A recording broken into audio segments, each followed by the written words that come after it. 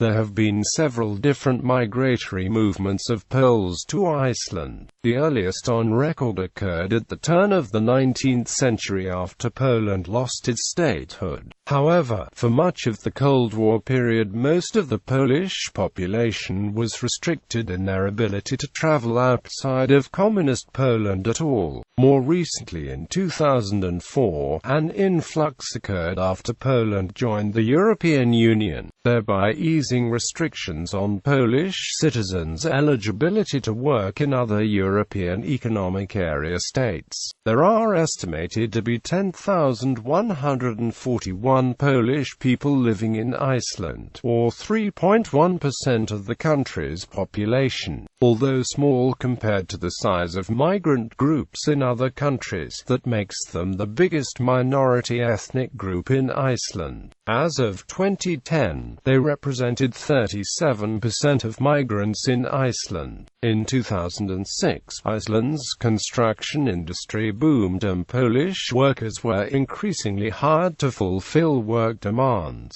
Within a year, the number of Polish migrants in the country increased by 81%. Poland also joined Iceland in the Schengen zone in 2007.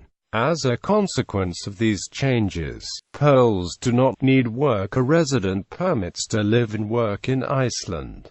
The global financial crisis of 2008 incited further immigration to Iceland. Many Poles in the country view their time in Iceland as temporary and show little interest in assimilating to Icelandic culture. The demographic is largely endogamous and insular. Poles in Iceland typically speak Polish, watch Polish television, continue to practice Catholicism, and have opened Polish restaurants. A study conducted in 2012 suggested that most Poles in the country used the English language more often than Icelandic in their daily lives, found English more useful and often learned it before learning Icelandic. Despite the reluctance to assimilate, however, Poles have not been met with much xenophobia in Iceland.